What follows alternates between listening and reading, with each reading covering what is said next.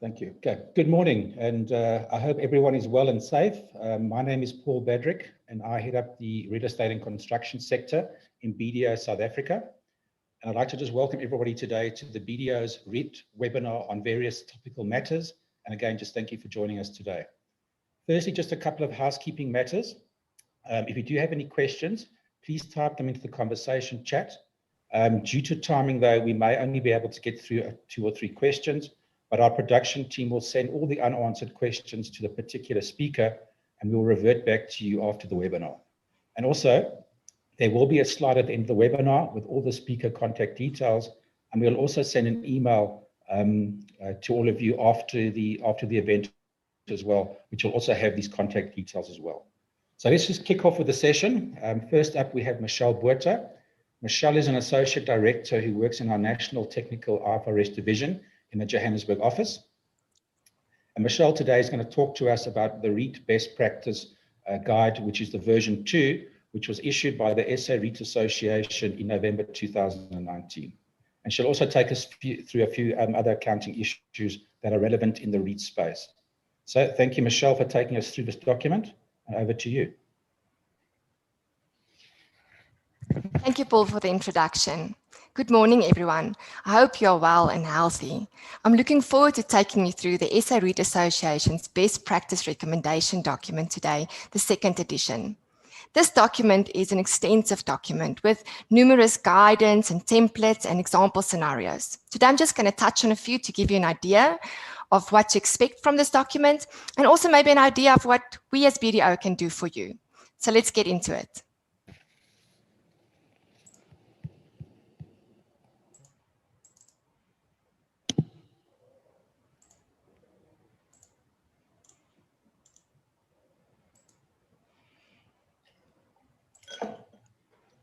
The SA REIT Association is a representative voice for South Africa's listed property sector. They've issued this 2nd edition of the SA REIT Association's Best Practice Recommendation with the objective of this report to improve transparency and consistency in the industry. This document is split into 3 distinct areas. Firstly, it is the supplemental performance measures. This relates to non-IFRS financial measures. The section provides insight into the rationale for presenting these metrics and standardized templates to enhance comparability across REITs. The next part is the sector-specific matters. So this section details some of the complex IFRS issues that arise in the property sector and contains useful publications that prove guidance on accounting for these transactions. Lastly, we have the disclosure guidelines. This last section details specific disclosures which are recommended in terms of this best practice guide. All recommendations and guidelines have been provided in the context of IFRS, the JSE listing requirements, commonly used financial and operating rations, and the treatment of specific accounting and financial reporting matters in the REIT sector. This document is focused on areas of reporting that are most relevant to the investors and where more consistent reporting would bring the greatest benefit to the sector and the stakeholders as a whole. All the recommended non-IFRS financial measures should be included in an annexure to the financial statements in the standardized form illustrated in this document and will also be available on the SA REIT website. There's even an Excel version of the templates available for use. Companies adopting SA REIT recommendations must comply with all of the recommendations or explain why they have chosen not to. You can only use the branded supplemental financial performance measures if computed entirely in line with this document. The company is a member of the SA REIT Association and the company is in good standing. As part of the annual verification process, it is recommended that the company's external auditors provide assurance on the accuracy, validity, and completeness of the financial information presented in the annexure.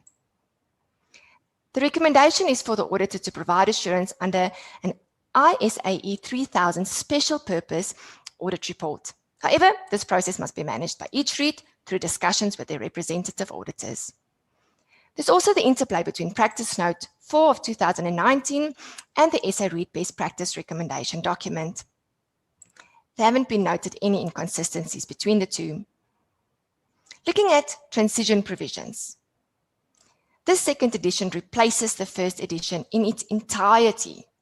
So the effective date is for financial year ends commencing on or after 1 January 2020, but companies did have the option to apply this early. Companies cannot elect to use the first version of the best practice recommendation document or continue to use the first version after this date of issue. Please also remember, on the first-time adoption, comparative figures must be computed and disclosed on the same basis as the current financial period. So we understand that the guide recommends that the company's external auditors provide assurance on the accuracy, validity, and completeness of the financial information presented in the annexure. BDO also recommends that this report is obtained. So please reach out to the relevant audit partner to arrange for this separate engagement to obtain your ISAE 3000 revised assurance engagements other than audits or reviews of historical financial information report. Quite a mouthful. So BDO will also further provide guidance on the most relevant place to disclose this information in your annual report. Let's look at supplemental performance measures. IFRS financial statements provide useful information for general purpose financial reporting. So, however, SA REIT has identified supplemental performance measures which it considers to be relevant for evaluating the financial performance and position of REIT specifically. This section includes some examples to assist in understanding the practical implications of the principles. Please remember they are not comprehensive discussions of all factors that might impact the recognition of an adjustment to determine any of the SA REIT supplemental performance measures. These measures and examples include the SA REIT funds from operation, SA REIT FFO per share, SA REIT net asset values, SA REIT NAV per share, SA REIT cost to income ratio, SA REIT administrative cost to income ratio, SA REIT vacancy rate, cost of debt, SA REIT loan to value, initial yield on property acquisitions and exit yield on property disposals, and also then the net initial yield on property portfolios. The document provides exact details of each performance measurement. I'm going to briefly touch on the two most important performance measurements, which is the SA REIT FFO per share and the SA REIT NAV per share. So looking at the SA REIT FFO per share, this replaces the old distributable earnings per share. There are reasons why an amount may be adjusted from an IFRS profit or loss to determine a REIT's operational performance. These relate to items of capital nature that should be adjusted for to determine the income return generated by a REIT. Examples of this include fair value adjustments to investment property and debt and equity instruments measured at fair value through profit and loss, depreciation and amortization of intangible assets, impairment of goodwill or the recognition of a bargain purchase gain, IAS 36 asset impairments, the impact of asset reclassifications and asset transfers on profit or loss, gains and losses on the modification of financial instruments, and so the list can go on. We also have adjustments for timing differences that could arise when amount recognized in profit or loss affects the income return in a future year when realized, such as straight-lining lease adjustments, and therefore these should be removed. You also see things like the transaction cost expense in accounting for business combination compared to being capitalized in an asset acquisition. Therefore, the transaction cost expense in a business combination should be added back to ensure comparability between the two potential accounting treatments of this transaction. Please take note, there's no other transaction cost that shall be added back. There's also adjustments to dividends from equity interest held that mainly affect the following two scenarios. The reversal of dividend stripped income, typically following the acquisition of an equity interest, and where timing differences distort the income return recognized relating to an equity interest held by a REIT. This could relate to either the acquisition or disposal of the interest. There are numerous scenarios and examples provided in this document. I'm going to go through one briefly to just provide you with an idea of what to expect. So here we're looking at the adjustments to dividends from equity interest held. The acquisition of an entity ex-dividend in anticipation of a dividend declaration. So the acquirer receives dividends for the full period, but has not held the investment for the same period. REIT A, an entity with a financial year end of 28 February, acquired a 5% equity interest in REIT B, an entity with a 31 December financial year end, for 360 million on 21 November 20X2. REIT B declared a dividend of 50 cents per share on 14 February 20x3 in respect of the 6-month period ended 31 December 20x2 and guided its dividend for the period ended 30 June 20x3 at 54 cents per share. REIT B had 570 million shares outstanding on each record date. The dividend recognized in terms of IFRS would be the 14 million. In other words, the 570 million shares times the 50 cents times our interest of 5%. The dividend received in terms of IFRS relates to income earned from June to December 20x2.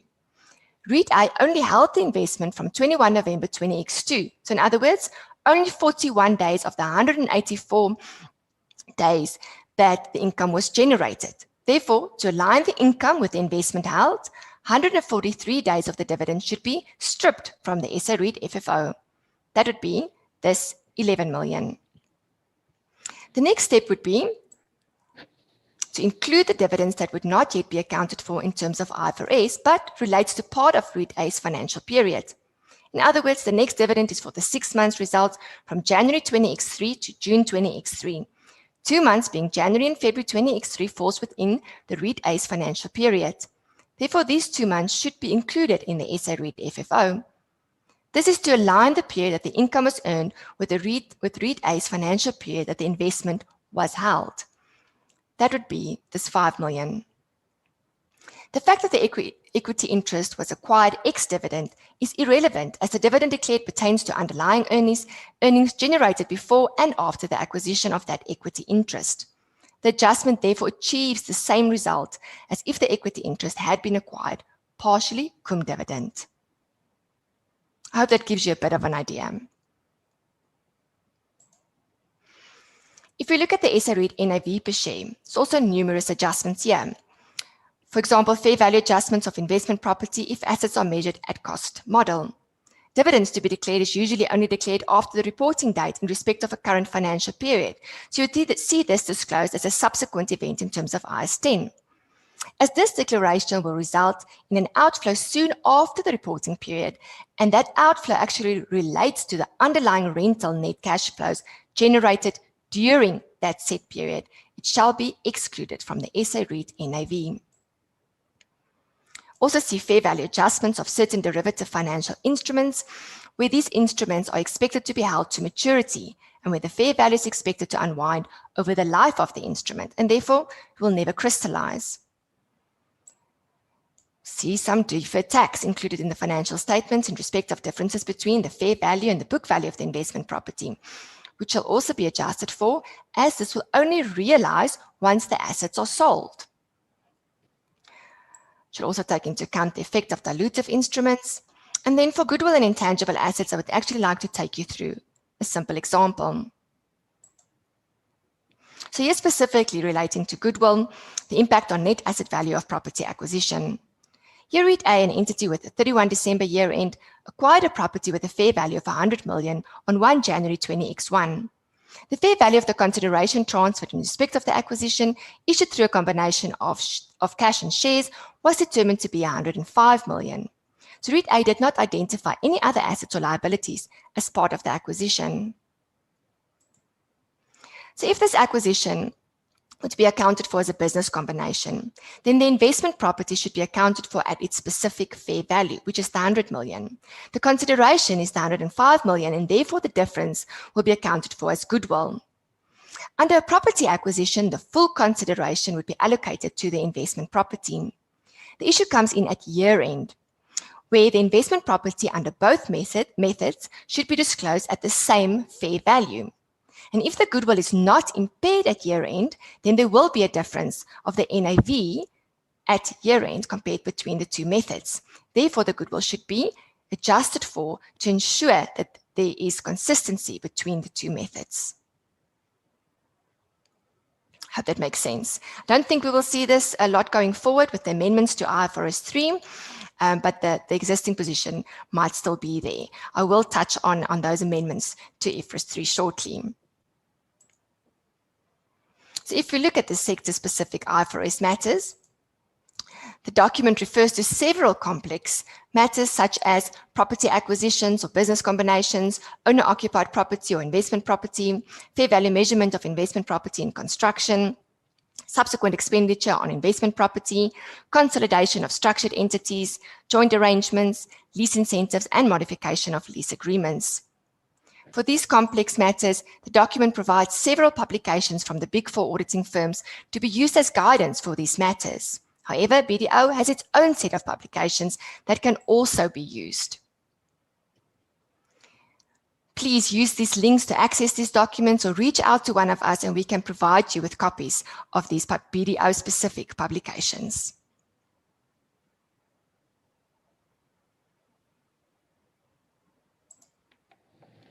I would briefly like to touch on the amendments that were made to IFRS 3. So after considering feedback from the post-implementation review, the ISB made amendments to the definition of a business in IFRS 3 by issuing this definition of a business amendments to IFRS 3. These amendments were made in order to provide acquirers with additional guidance to determine if they have acquired a business or a group of assets. The key changes included in these amendments were changes to the definition of a business in IFRS 3, to add an optional concentration test, which, if used, could save acquirers a significant amount of time because they would not be required to perform a formal assessment to determine whether the acquired set of assets and activities actually constitute a business. It then also added additional illustrative examples that illustrate how an entity should apply these new requirements, which is always helpful. The new definition must be applied to reporting periods beginning on or after 1 January 2020. However, entities did have the option to apply these amendments early. In summary, the definition of a business makes the following changes. It narrows the definition of outputs and a business to focus on returns from selling goods and services to customers rather than on cost reductions. It amends guidance on inputs, processes, and outputs in paragraph B7 to align with the new definition. It clarifies that to be considered a business, an acquired set of activities and assets must include, as a minimum, an input and a substantive process that together significantly contribute to the ability to create outputs. Provides extensive guidance on what is meant by a substantive process, and it adds an optional concentration test as a shortcut way of concluding that certain types of acquisitions are asset acquisitions and not business combinations. The definition of a business and outputs in IFRS 3 currently focuses on returns, which can be in the form of dividend income, lower cost, or other economic benefits to investors and owners. The amendment narrowed these two definitions to exclude returns in the form of lower costs and other economic benefits provided directly to investors and owners.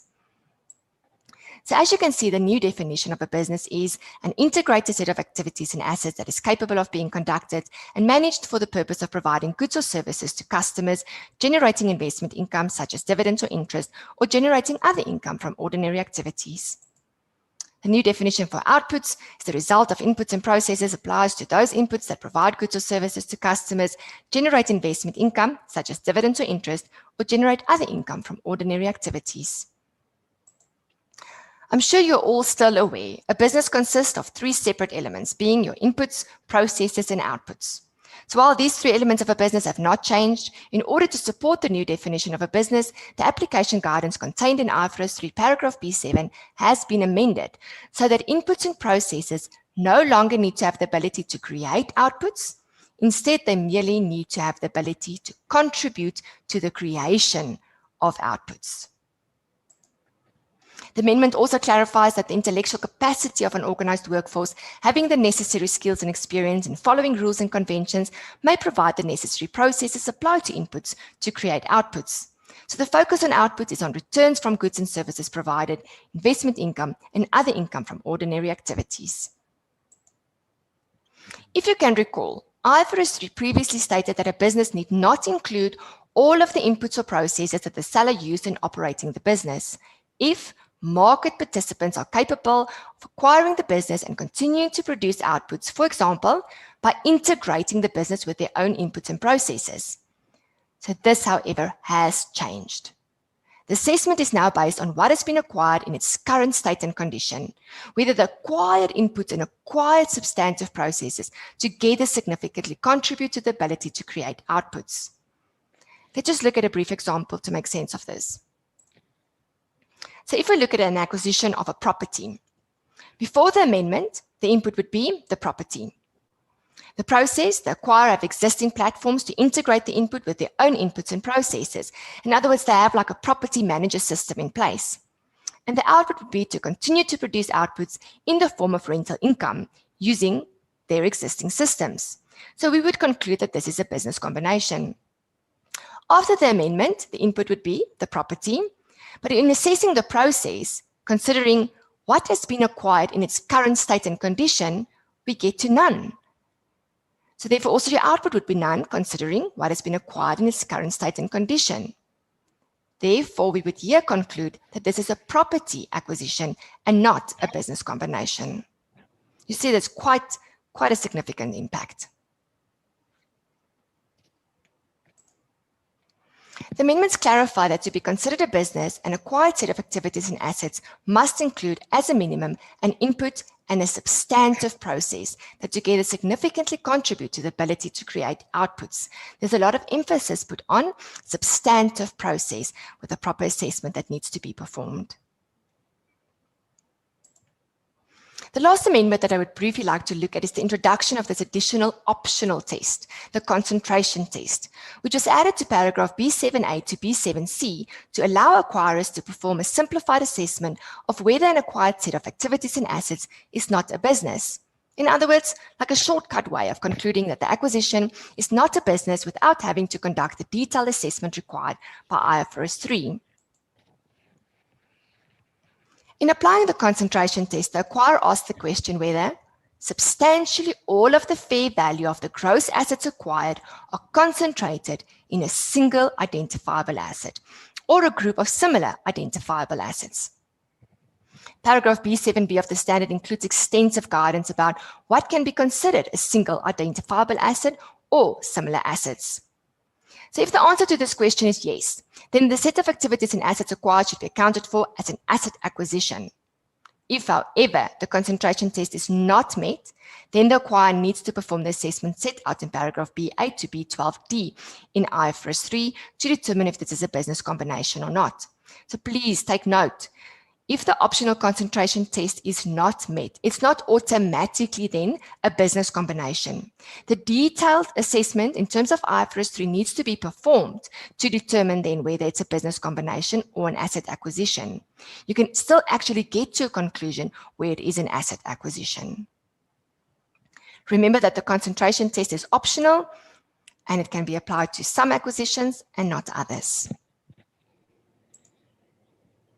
When a purchaser applies the concentration test, it needs to consider the additional guidance included in paragraph B7B of the standard, which states that when the purchaser applies the concentration test, the gross assets acquired shall exclude cash and cash equivalents, deferred tax assets, and goodwill resulting from the effects of deferred tax liabilities. The fair value of the gross assets acquired includes any consideration transferred in excess of the fair value of the net identifiable assets acquired. A single identifiable asset shall include any asset or group of assets that would be recognized and measured as a single identifiable asset in a business combination. If a tangible asset is attached to, cannot be physically removed and used separately from another tangible asset, even including underlying assets subject to a lease as defined in IFRS 16, without incurring significant cost or significant diminution in utility or fair value to either those assets, which can be land and buildings, these shall be considered a single identifiable asset. When assessing whether assets are similar, an entity shall consider the nature of each single identifiable asset and the risks associated with managing and creating outputs from the assets. So risk characteristic assessment is required. When an entity applies the concentration test, the standard is clear that the following groups of assets should not be considered similar assets: tangible asset and intangible asset, tangible assets in different classes, identifiable intangible assets in different classes, financial asset and non-financial asset, financial assets in different classes.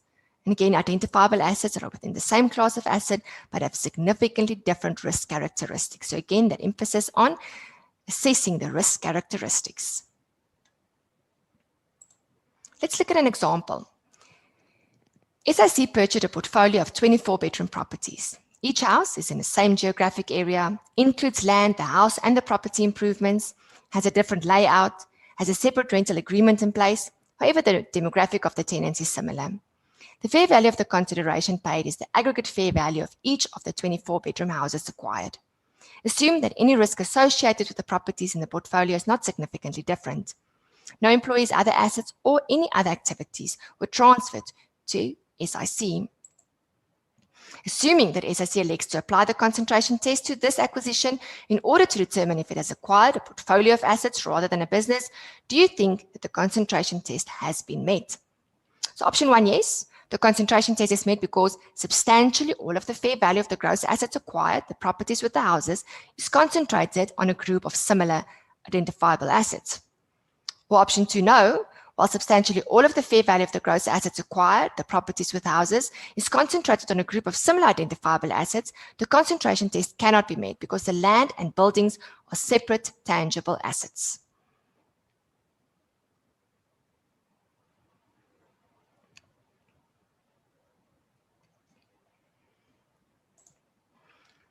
So SIC would determine that the concentration test has been met because substantially all of the fair value in the 20 properties acquired is concentrated in a group of similar identifiable assets. This is because each of the 20 houses is considered to be a single identifiable asset, as the building and related property improvements is attached to the land and cannot be separated from it without enduring significant cost.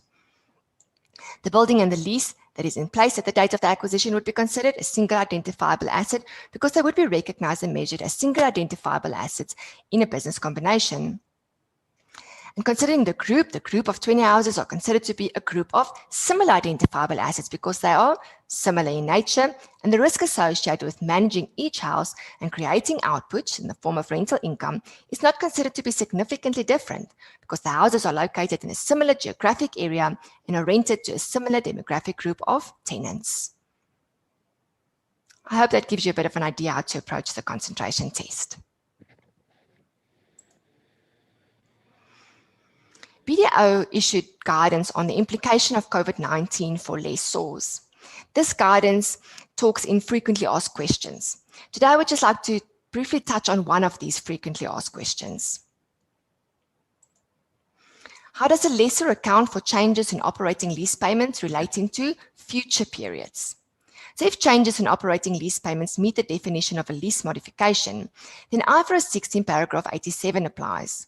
So lessor shall account for a modification to an operating lease as a new lease from the effective date of the modification, considering any prepaid or accrued lease payments relating to the original lease as part of the lease payments for the new lease. Therefore, as of at the effective date of the modification, and remember this is the date when both parties agreed to the lease modification, the total revised consideration for the remaining lease plus prepaid or accrued lease payments is reallocated to and recognized over the remaining lease term. So what I would like to clarify is what is meant with this plus prepaid or accrued lease payments that should be recognized over the remaining lease term. So I did a bit of a brief example to just explain this. So if we look at the original terms of a lease, here we've got 5 years payment profile, and we see that over the 5 years, the total payments would be 7,618. Applying then our smoothing calculation to determine our straight lining asset, we smooth these payments over 60 months and determine that we're going to recognize rental income at 1,536 per year. So you can see in our straight lining calculation, there's then a straight lining asset that builds up and unwinds until the end of the lease. Then the lessor agrees to reduce rent from May to December 2020 due to the effects of the pandemic to 50. So if we look at our payment profile going forward, you can see now that there's a change from May to December of 15. But remember the guidance said that we also should consider any existing straight lining assets. So if we just move back one slide, we can just remember that on modification date, there was a buildup of a straight lining asset of 368. So this should now be taken into account together with our modified future lease payments. So this would now be our new payment profile. Remembering that the standard says that we need to consider those accrued lease payments, the straight lining asset, on modification date. Considering this part of our payment profile, we see that Our total payments would be 5,072. We'll do a smoothing calculation over the remaining 44 months. We'll see that our rental income shall now be 1,383 per year. And you can see in our straight lining calculation that we start off with our existing straight lining asset. Then it builds up again and unwinds to the end of the year. So what's important to note here is that you need to remember on modification date, you're sitting with an existing straight lining asset. This straight lining asset should not be derecognized 100% to profit and loss on modification date. It should actually be derecognized over the remaining period of the lease. And therefore, they take it here into account together with your new leases. And that's why you've got one calculation here. But it's important to defer that derecognition over the remaining period of the lease. So just considering the journals quickly here. Your journals up until May, you'll use your existing straight lining calculation, but then for December, you'll use the new one that takes into account that existing straight lining asset. Great, so moving on to the last part, the REIT Association Disclosure Guidelines. There's extensive guidance on this in the document, relating to the detailed financial disclosures, the detailed property disclosures, talking to completed investment properties, including properties held for sale, also investment properties held for development and under development, including development properties held for sale. So what can BDO do for you? Contact BDO SA for any assistance in presentation and disclosure of the REIT best practice recommendations, the external assurance, that special purpose audit report, the calculations of supplemental performance measures, or any complex IFRS matters. I really hope that you enjoyed the training. I'm looking forward to some questions that you might have. You can even contact me, please, directly at mebota@bdo.co.za. Thank you for listening. Back to you, Paul.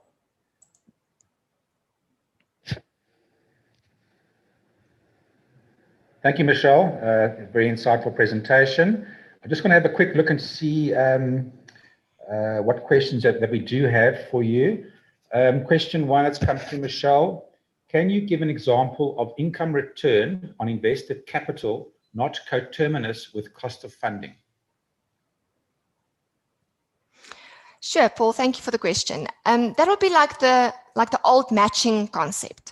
For example, where REIT A declared a dividend for a 6-month period and REIT B's got the same year end in this case, and they've acquired an interest in REIT A 2 months before year end.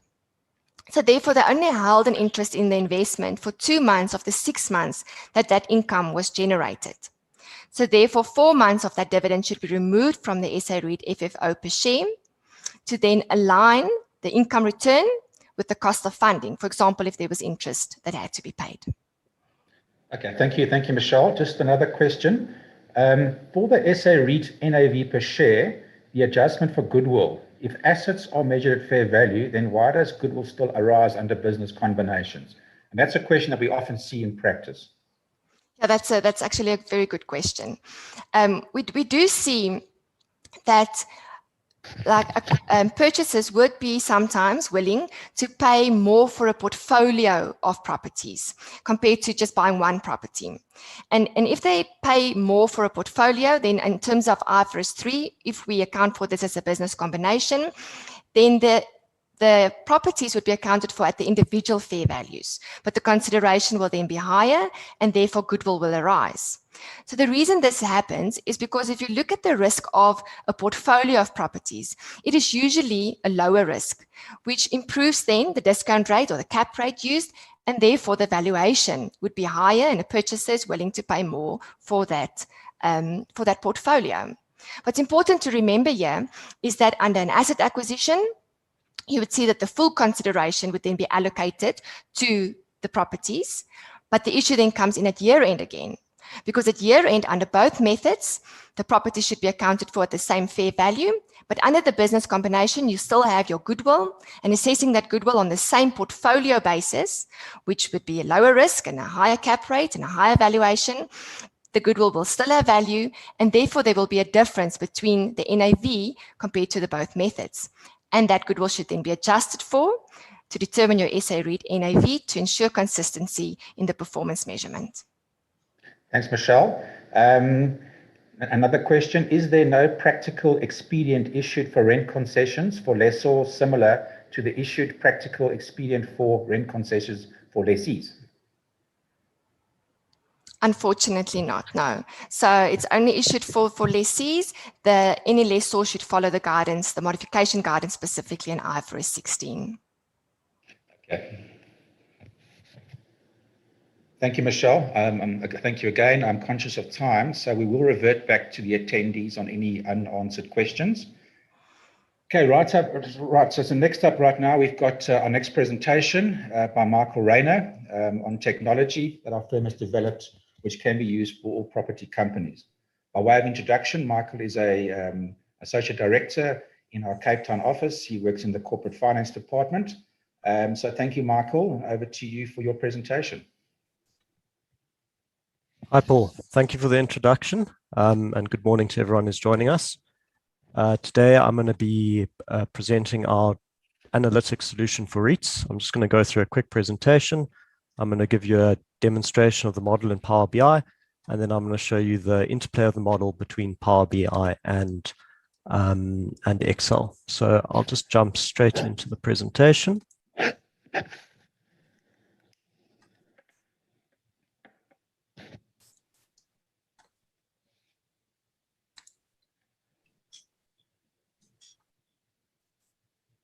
Okay, so just to start, a brief history on analytics. So it's really an umbrella term for analysis and technology that helps organizations make decisions based on data rather than anecdotes.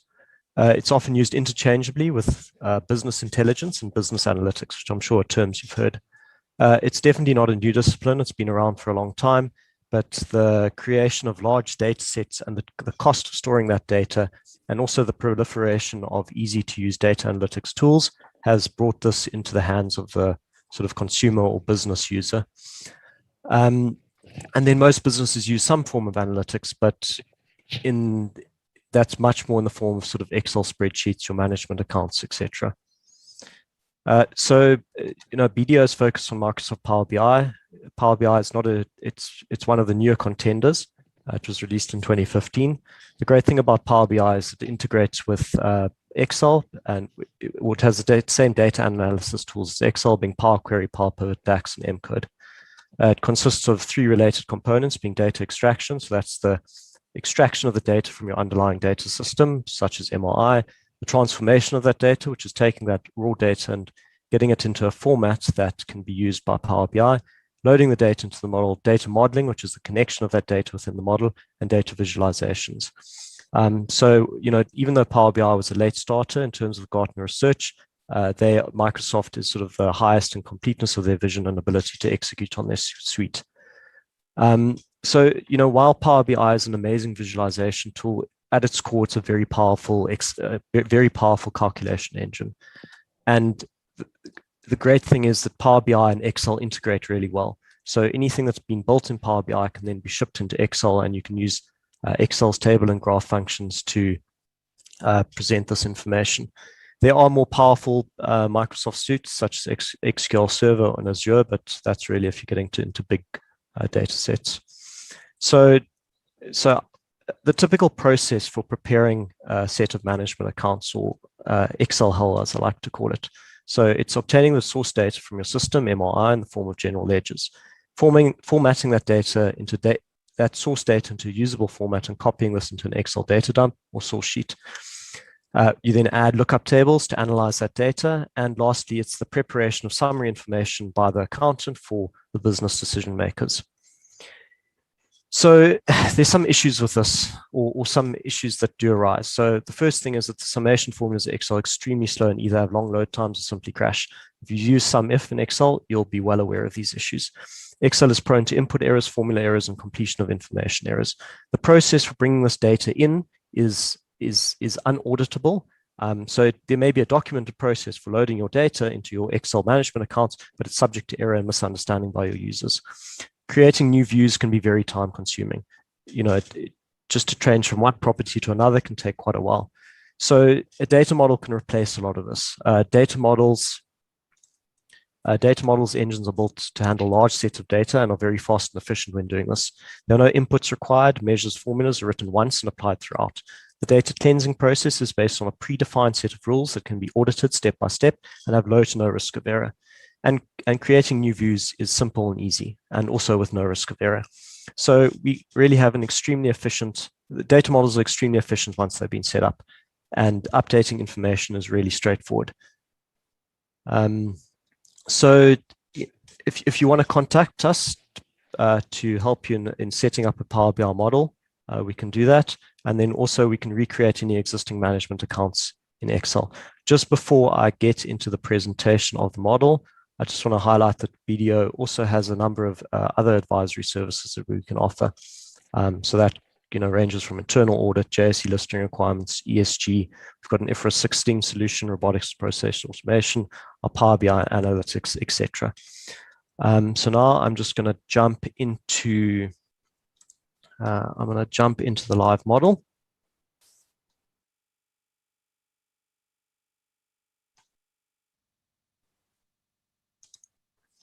Okay, so just so you understand what you're looking at here. So this is a complete data set, or it's an existing data set which we've highly modified. So you may see some numbers that look a bit weird, but that's just because we've applied transformations to the underlying data. So currently we have no filters being applied to this data. This is the entire portfolio's data set. So this is an executive summary. We've got a summary income statement, rental by sector, number of properties, vacant GLA by property, actuals to budget, occupied GLA, interest cover ratio for the entire portfolio, and then total GLA. So basically sort of segmenting where your properties are and how much space you have in them. So the real power, the power of Power BI is that you can easily filter this data. So for example, I'm currently looking at the entire portfolio, but if I just want to look at property 10, I click property 10 and all my visuals will update just for property 10. Vacancy at property 10, total GLA at property 10. I can also select multiple properties if I want. So if I want to look at property 10 and 11, I can tick those, all my KPIs will update, all my key values, etc. You then can map your properties. So we've got area 1, 2, and 3 here. Think of that as Western Cape, Gauteng, and say the Eastern Cape.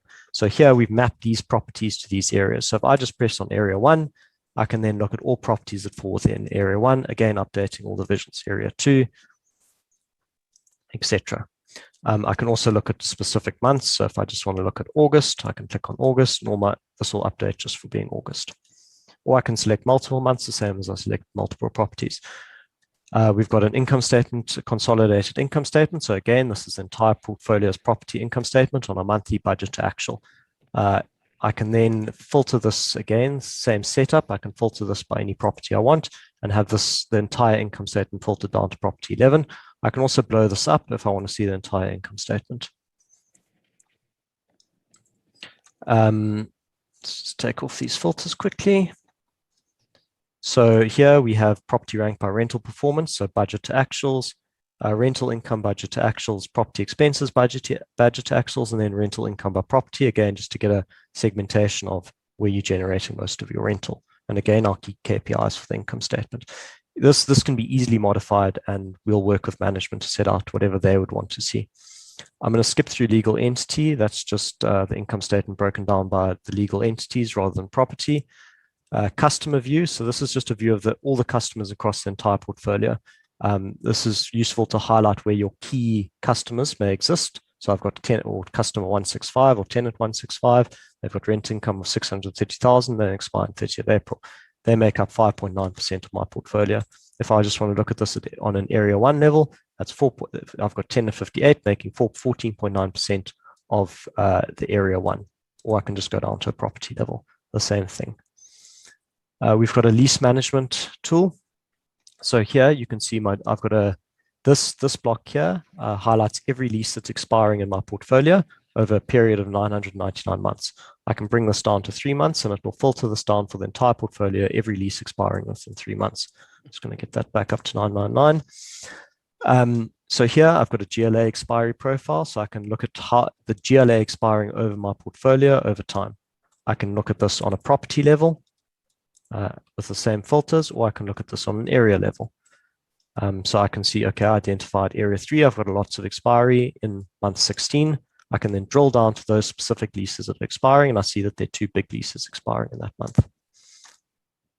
Okay, then I'll jump into the property summary. So this is just a quick overview of the properties or the group of properties. So we've got rental income by split, rental income by type, municipal recoveries to cost. You can go into any level of detail here. EBITDA to actual, and then we've got arrears by month, and then we've got key metrics for each property. So vacancy, lease expiry, active leases, etc.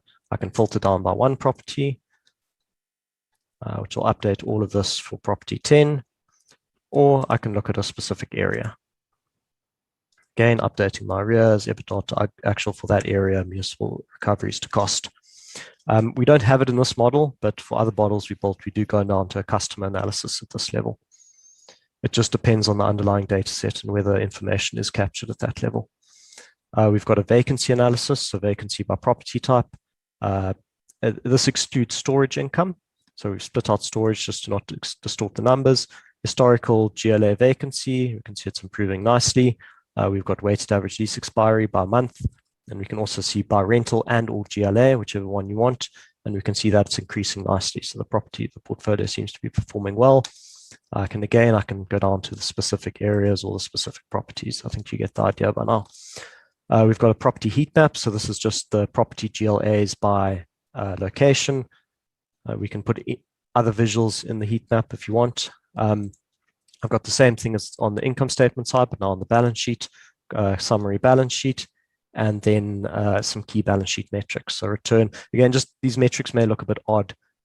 It's just because the data set is being heavily modified, so that may not all talk to each other. We've got balance sheet by legal entity, and then we've got an arrears analysis. So the arrears analysis, we can just track, there's a, I guess here, and there's a concerning trend of debtors going into the 120-day category over time. I can look at a specific property. Okay, we don't know, that's not an active property, so property 10. Yeah. Okay, so the next thing I'm going to present is I'm going to switch over to our data analytics model. So I've got an Excel here. I'm just going to wait for it to load onto your screen.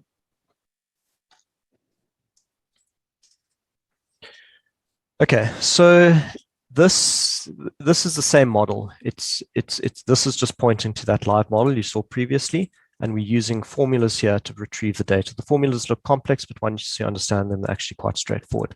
So this is the entire, sorry, it's actually property 11. Let me just select the entire portfolio. But this income statement is live, pulling from the data model. It updates all my information based on what I've selected here. So I've selected property, I'm looking at budgets. I could change to actuals, it'll update to actuals, or I could just look at specific properties. And this is all pulling from the data model using formulas. You could normally do this, but getting the data that sits at a property 8, I don't know why that crashed. So getting this sort of tenant level data can be quite challenging on a monthly basis. I'm just going to give you a quick example of some pivot tables. So another way you can analyze data. So I'll just do a new pivot table, and we link into the existing data model. So here I'm just going to set up so it takes a little bit of time to load the first time, but once it's in, it's very fast. So here, let me just minimize these so it's a bit easier to see. So I'm going to set up a monthly income statement. I just want to give you a sense of how quickly one can do these, change these visuals, and how long this may have taken in Excel. So I want to look at actual results. I want to look at them on a monthly basis. I want to look at them at a mapping level at level 4. So this would include, you'll see what level 4 is. It's got my rental incomes, and you also see some balance sheet metrics. So to get rid of my balance sheet metrics, I want to filter this down by my level 1, which it's the allocation between balance sheet and income statement. And then I want to be able to look at, let's say, specific properties, or let's do areas. So I can filter this down by area. Okay, the first thing I'll do is I'll just get rid of my balance sheet. So I just want to see the income statement. And now I can view this income statement at any specific level. So if I just want to look at area 1, I can update my income statement just for area 1. And again, you can set up the formatting on these tables, but yeah. Okay, then the next thing I want to do is I just want to show you a pivot chart. So it's the same thing, but now we're going into a chart, which is also pulling from the underlying data model. Again, it's just going to have to load quickly, so let's give it a second.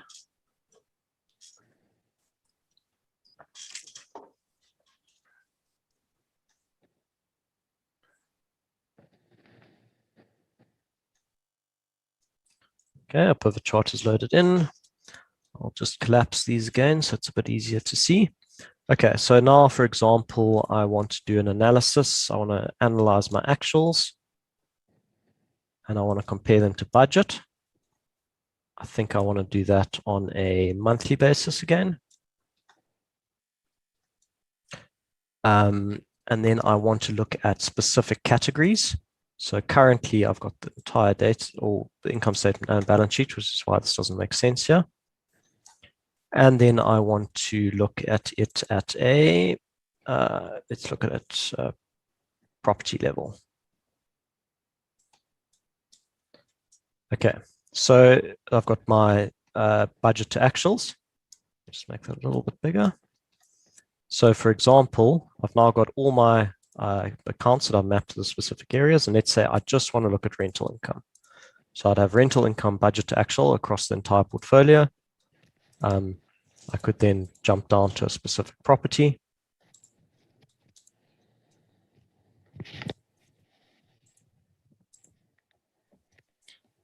Or I can look at, once it's set up, it's very easy to switch between them. I could look at, let's say, municipal recoveries budget to actual, etc. So it's a very powerful analysis tool. So that was kind of a general ledger measure. I'll now just show you something maybe that pulls from a tenancy schedule, which would probably be a little bit harder to do normally than this. This one could probably recreate in Excel quite easily. But let's look at something at a tenancy ledger. So I want to look at my vacancy percentages. I want to look at that against my weighted average lease expiry profile. I'll do it on GLA, but I could also do it on rental. I want to look at that again on a monthly basis. The right one? Yes, it is monthly basis. And then these just have different things. So I just need to set my chart up properly. Combo chart. I prefer having my vacancies as a line, plus columns and secondary axis. So this gives me and let's have a look at that by property, or let's look at it by area. Okay, so here I've got a nice decreasing vacancy over time, and I've got an increasing GLA over time. So I think those are pretty healthy measures. I could look at specific areas if I wanted to. So let's say I just want to look at area 1. I can see area 1, or I can look at area 2, etc. So yeah, that's my presentation. I'm going to hand back to Paul if there are any questions. Thanks, Paul.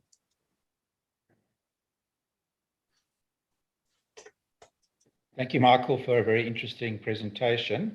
There's a couple of questions that have come through. Michael, the first question, how do you retrieve the data that is used in the Power BI model? Yeah, so there are two options here. You can create a direct data connection. That does require a bit of IT. We have been working with MRI to get that right. But I think the most efficient and most commonly used method is just to use CSV data dumps into a folder, and we point that folder, we point the model at that folder, and then we can just update the information by dumping new CSV dumps every month in there. Okay, thank you. How long does it typically take to set up a data analytics model? Typically 2 to 3 weeks. Yeah, 2 to 3 weeks, I'd say. Okay, thanks. And then what information do you require to set up that model? Yeah, so the information required, so we typically build the model from general ledger, monthly general ledger dumps, monthly tenancy schedule dumps, property lookup, and if we're going down to a customer level, then we'd also need your customer lookup tables. All of that is available in MRI or MDA. Sorry, I'm saying MRI, but I think a lot of people know it as MDA. It's all available there, and we can give you instructions on how to pull all that data. Thanks, Michael. Great. I am Thanks, watching Paul. the time, so we will revert back to attendees on the remaining questions. Okay, now for our final presentation today. Louis van Maanen is a tax partner who works in our Johannesburg office, and he's going to give us an update on tax matters relating to REITs. So Louis, thanks, and over to you. Thank you, Paul, and welcome to our audience and morning from my side. Please sit back, relax, and let's talk some tax. I'll try and make it better from here on. When I prepared this presentation, I specifically told myself I won't reuse my old joke that contrary to popular belief, REIT does not really stand for really exempt from income tax, so I won't. But on a serious note, while the tax legislation is designed around REITs that a REIT should not pay tax on its rental profits, this position does not simply apply by wearing the REIT badge, but by keeping one's eye on the requirements and by navigating safely through potential pitfalls. So with that in mind, I try to prepare my presentation to specifically talk to that.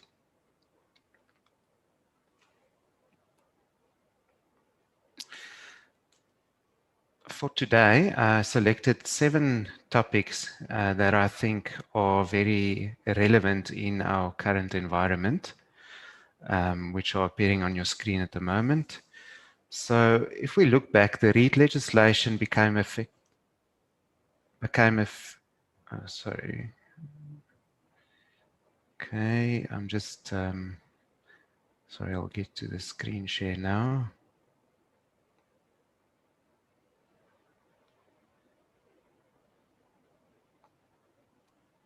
Sorry about that. Okay. Those are our 7 topics in our registry for the day.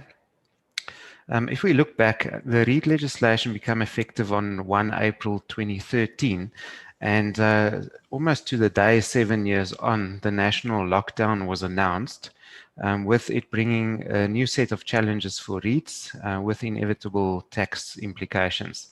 So a year into this, let's call it 7-year itch, and with the honeymoon over, it's worth taking stock of the REIT legislation, the REIT's relationship with the tax legislation. So if we then jump into our first topic, and that's retaining our REIT status in the current climate. I'm not going to go through the REIT listing requirements in detail, but they do appear on your screen just to remind yourselves thereof.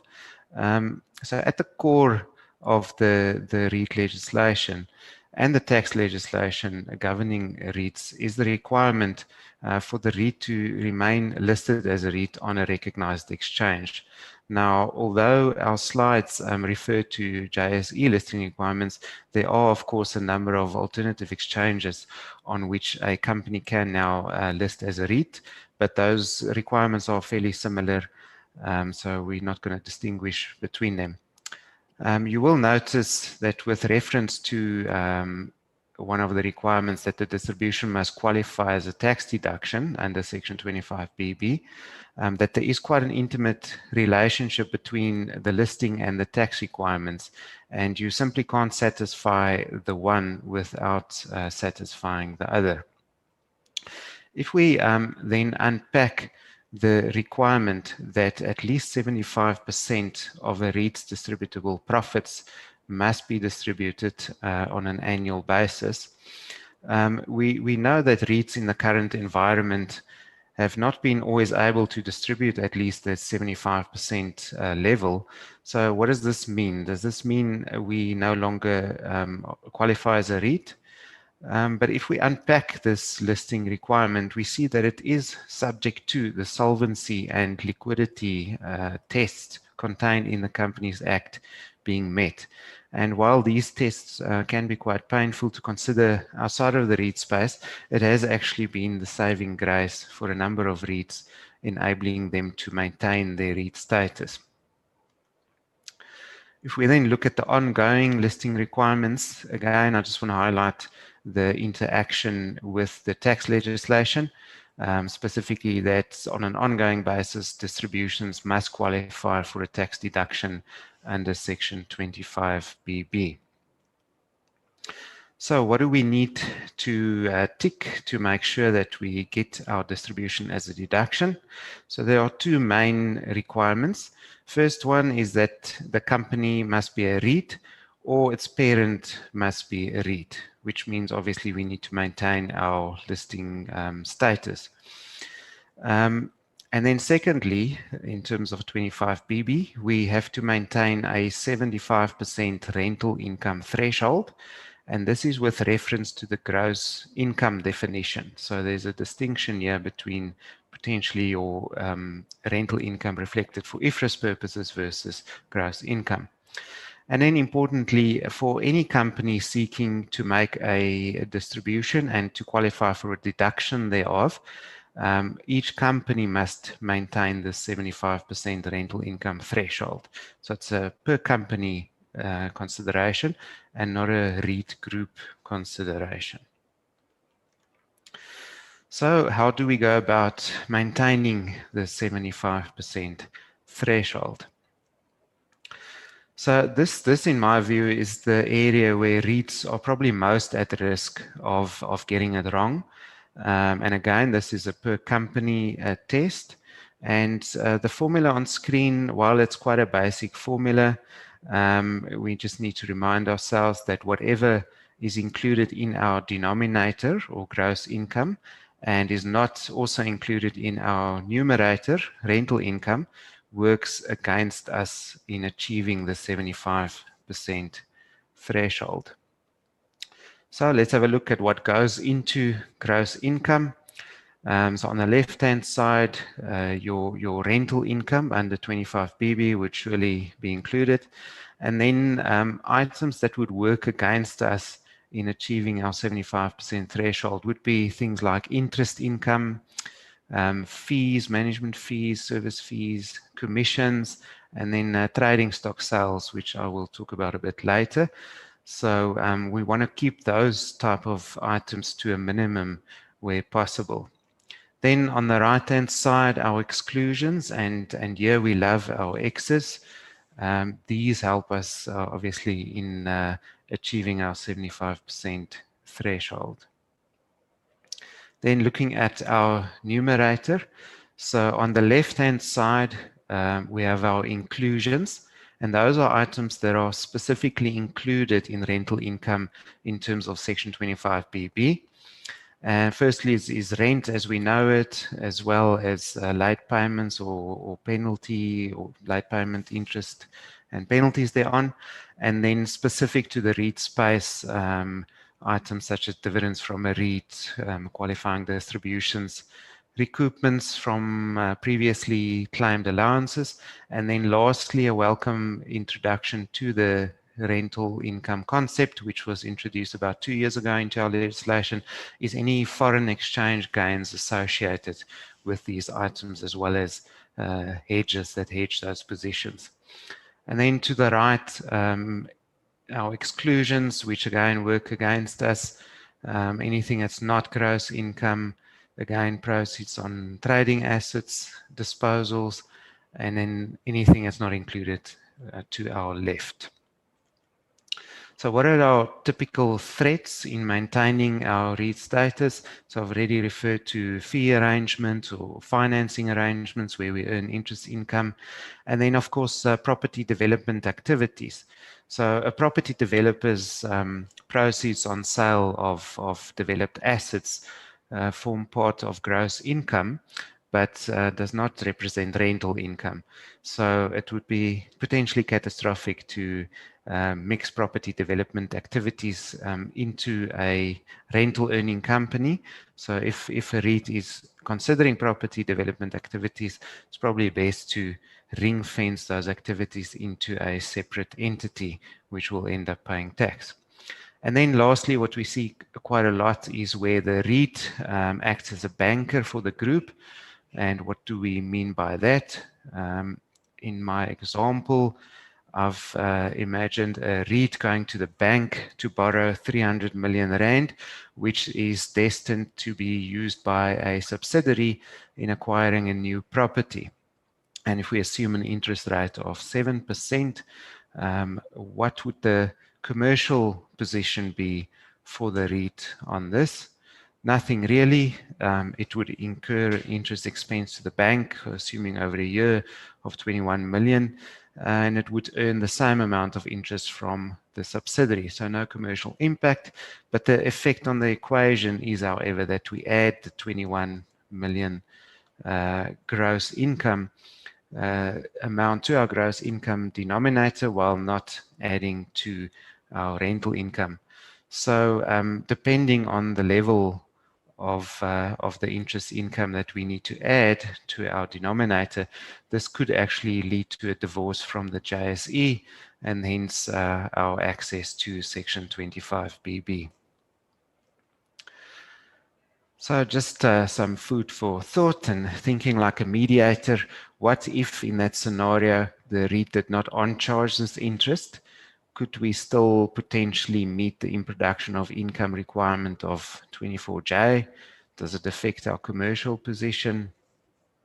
I'll be happy to discuss that offline. Then our next topic, tax considerations in the current climate.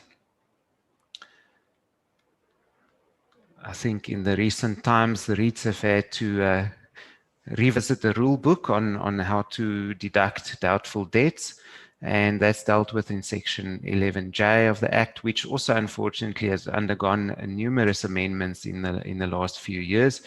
But if I can leave you with two takeaways on this section. Firstly, the golden rule is that in a REIT space, you would only qualify for an allowance of doubtful debts where the amount in question was previously included in your taxable income. And then secondly, where IFRS 9 is applied, the allowance is claimed or calculated at 40%, and this is up from the last or the old 25%. Also in theory, because the allowance is permitted with reference to the IFRS balance, SARS should be satisfied with the deduction by simply checking the balance on your financial statements as opposed to interrogating your doubtful debt list. Then another relevant aspect is rental holidays. So with the lockdown environment, it has necessitated REITs and tenants to talk about their relationships, and in many instances, of course, the REITs have agreed to payment holidays, deferrals, or even waivers of rental payments. And yeah, it's important to remember that there are special time of supply rules within our VAT legislation that triggers the timing on which output taxes must be paid. And depending on how these arrangements have been structured with tenants, there may well be a mismatch between the time of receiving payment on rentals and when the VAT output is due to SARS.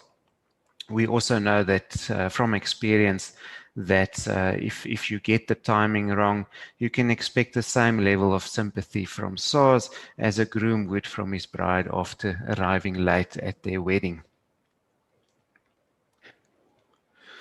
Then provisional tax, also maybe a slightly foreign concept for REITs over the last number of years. But of course, where a REIT does not make a full distribution of its profits, it may well end up having to pay some tax. So I don't want to say too much on this other than that, that it's necessary to remember that there is an 80% rule, which means that by year end, the REIT or its subsidiary must have settled at least 80% of its tax liability. And this is, of course, quite difficult to determine, considering REIT distributions are usually only finalized a few months or weeks after year end. So if you do see that you have not reached your 80% level, please contact your friendly BDO tax consultant who will set up a couples therapy session between you and SARS to discuss the matter. Then recent tax amendments applicable to REITs. Not too complicated. Simply put, Treasury and SARS don't like preference shares in the REIT space. So if you do issue any preference shares, you won't be able to qualify for a deduction on any distributions thereon. Then there's been an amendment to the participation exemption on foreign dividends, and that has been removed for REITs. So with effect from years of assessment commencing on or after 1 Jan 2021, a REIT will no longer enjoy the participation exemption on foreign dividends. This is quite a pity because it did potentially provide a bit of a shield where we are not distributing 100% of our profits. Then capital gains tax, no real change there, but I thought it pertinent or important to just revisit our exemption. So this is arguably the most attractive feature of being a REIT, is our CGT exemption. It is, however, not a blanket exemption, which is sometimes forgotten, and it only applies to those asset disposals listed on the slide. Those would be immovable property held on capital account, and I'll talk to that a bit later, and then shares in a linked unit and shares in a linked unit a share or a linked unit in a property company or a REIT. What's also important to note, and that's sort of hidden in the legislation, is that if there is any CGT to pay, it will come at a cash tax cost, because the qualifying distribution deduction slots in above any CGT liability, so it will actually be a cash cost. I think the biggest risk with those assets listed there, being the share or linked unit in a property company, is that a property company is specifically defined in Section 25BB, being a company in which the REIT or controlled company owns at least 20% of the equity shares, and its balance sheet, the property company's balance sheet, has to maintain a 80% property investment level. And if the property company strays out of that 80% level, that investment will become liable or susceptible to capital gains tax on disposal. It will obviously only trigger on disposal, but a deferred tax consideration and needs to be applied if that level is no longer reached. And then immovable property sold on revenue account.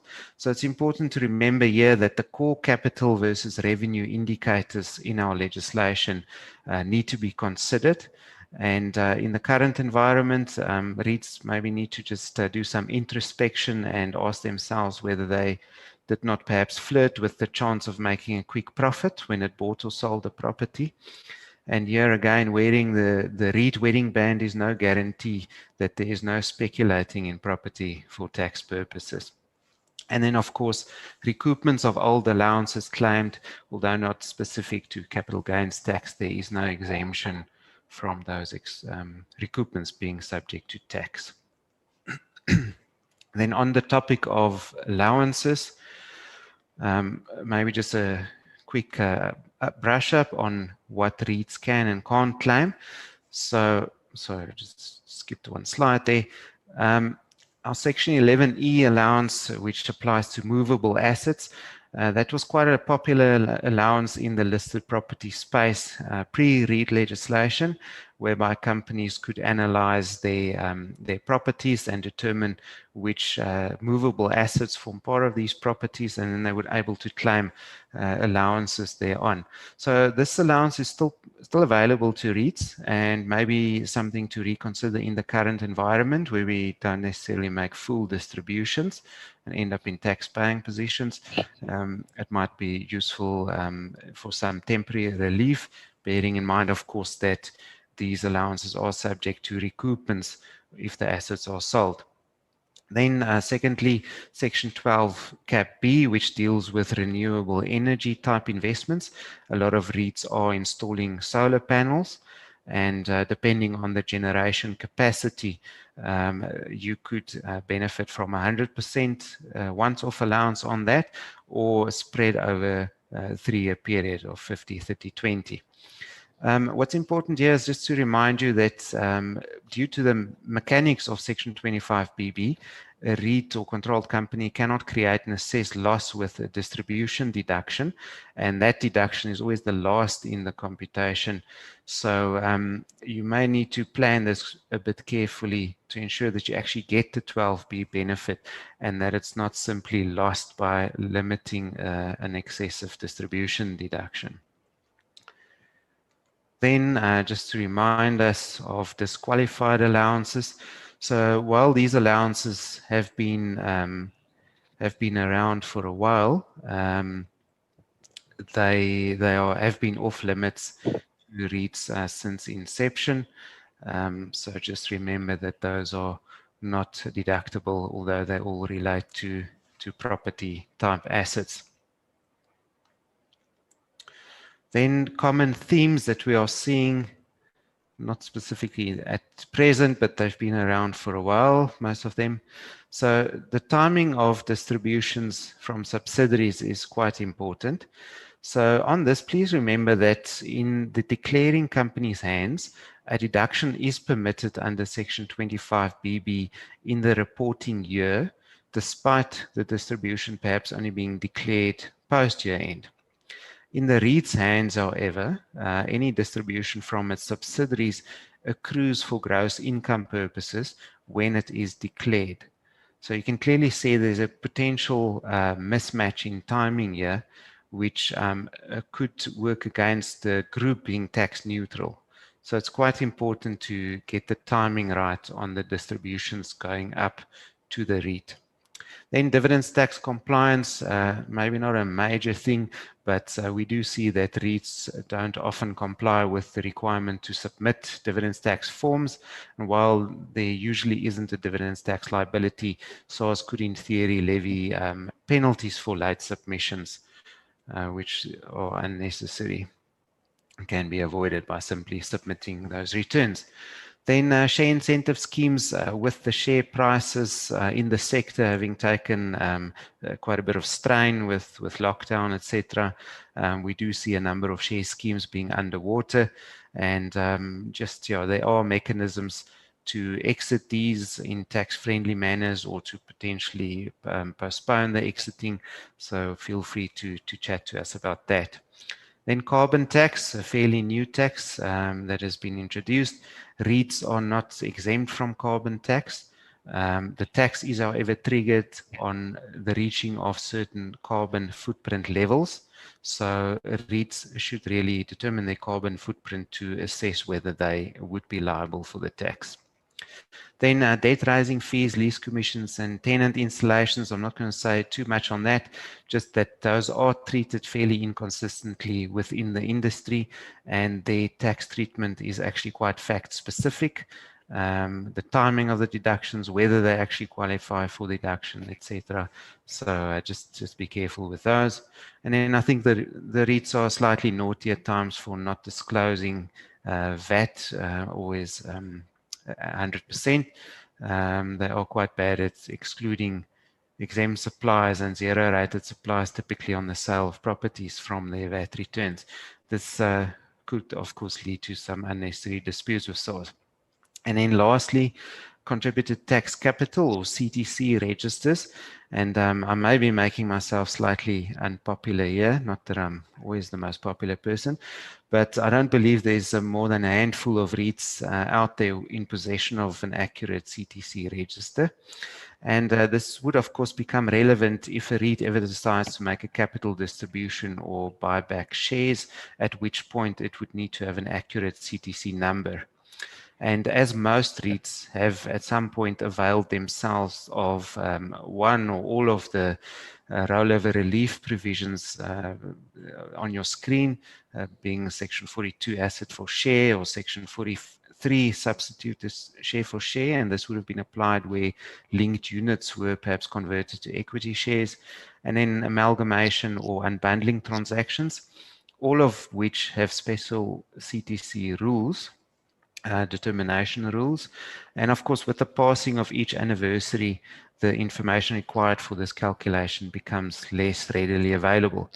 So just as you would leave a wedding gift registry at your favorite retailer, why not leave your CTC register with your BDO tax consultant for updating and maintaining? Yeah, I hope this was a really entertaining and informative tax session. And with that, I'll hand back to Paul. Thank you, Louis. Louis, thank you. We've got a few questions here. The first one is, if we do not meet the 75% rental income threshold, will we immediately lose our REIT status? Okay, thank you, Paul. Yeah, so yeah, we just need to be careful and think about the interaction between the listing requirements and the SARS Section 25 BB tax requirements. No, you won't lose your status immediately. The deduction of the qualifying distribution in the current year is actually dependent on reaching the 75% threshold in the preceding year. So the REIT will still get the deduction in the current year. It will, however, not get the deduction in the following year. And if we think about our REIT listing requirements, we need to qualify for a distribution deduction in each year of assessment. So we actually won't meet that listing requirement in the following year. Okay, thank you. Another question that's come through. If our distribution exceeds our taxable income, can the excess be carried forward to the following year? No, unfortunately not. The way that Section 25BB reads is that your qualifying distribution is your final deduction in your comp, and it is limited to your taxable income before that deduction. And there's no mechanism for the carryover, unfortunately. Thank you. Louis, just what is the impact of rental concessions on the 75% rental income threshold?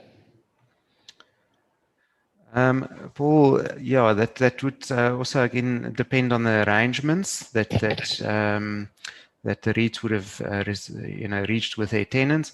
But effectively, you would need to look at the gross income definition, and only amounts that accrue to you would form part of your rental income numerator as well as the denominator. So actually, you would have to include them or exclude them in both. So it won't really have an impact on your 75% level.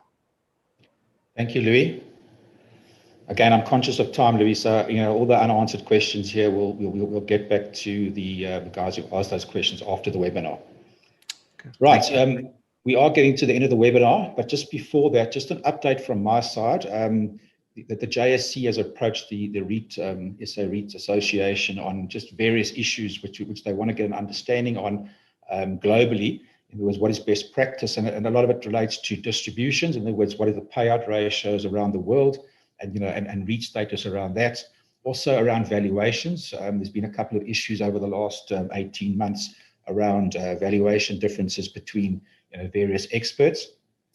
Also, issues around LTV value issues and gearing levels. So SA REIT have basically also approached BDO through our status in the REIT industry, all the work that we do there, and we're working on a project together to try and find best practice solutions around the world. So again, from my side, probably 3 to 6 months time, you could be seeing some sort of literature coming through from either the stock exchange or the SA REIT Association around that.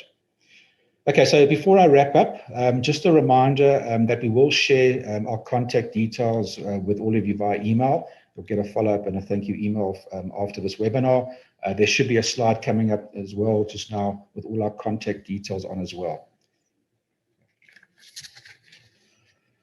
Okay, and then I think that just from myself, finally, just to thank everybody for your attendance today. And again, please reach out to any of us if you've got any further questions or need any help or advice. And with that, again, I thank you for attending, and goodbye.